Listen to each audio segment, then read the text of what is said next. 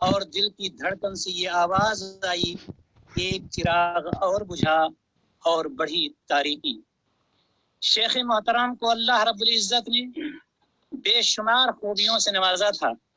وہ ایک کہنا مشق مدرس، ایک با کمال خطیب، جہاں دیدہ عالم، تجربہ کار ناظم، سیال قلمکار اور صحافی، مستور دائی اور منجھے ہوئی ادیب، ملنسار اور بڑے خاکسار انسان تھے۔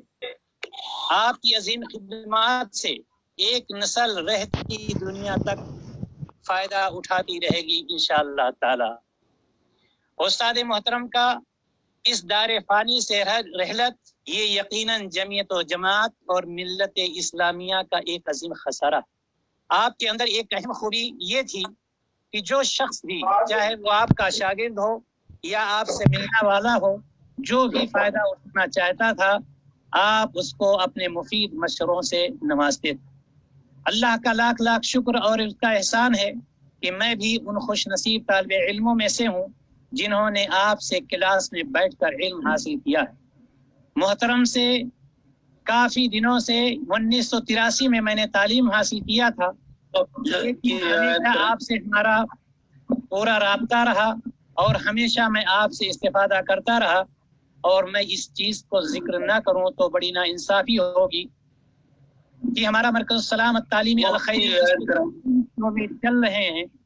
تینوں شعبوں کی بنیاد شیخ محترم کے والد محترم اور آپ ہی نے ڈالی ہے، اور اللہ کا شکر ہے کہ یہ سلسلہ چل رہا ہے۔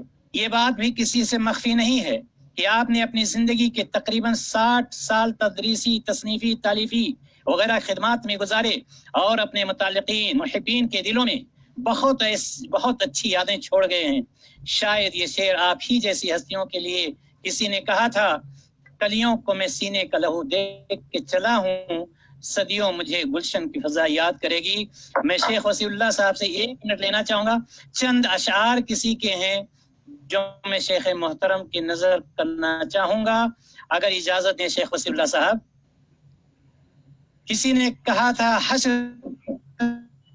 تک ان سے ملاقات نہ ہوگی اب تو حشر تک ان سے ملاقات نہ ہوگی اب تو، رہ گئی دل میں جو بات وہ نہ ہوگی اب سے، زندگی ایسی خوش اوقات نہ ہوگی اب تو، یوں تیری یاد میں اشکوں کی لگی ہیں جھڑیاں، ایسی ساون میں بھی برسات نہ ہوگی اب تو، سب کے دل ہاتھ میں لینے کا سلیقہ تھا تجھے، سب کے دل ہاتھ میں لینے کا سلیقہ تھا تجھے، اہل دل کی یہ مدارات نہ ہوگی اب تو، اپنے بیگانے سبھی تیری توجہ میں رہے، یہ میسر انہیں سوغات نہ ہوگی اب تو، کتنے پاکیزہ عزائم تیرے ہم دوش رہے، تجھ سے جو بات تھی وہ بات نہ ہوگی اب تو۔ اللہ تعالیٰ آپ کی لغزشوں کو درگزر فرمائے، اور تمام دینی، دعوتی، تدریسی، تصنیفی اور تالیفی کاموں کو آپ کے لیے صدقہ جاریہ بنائے، آپ کو جنت الفردوس میں اعلیٰ مقام عطا کرے،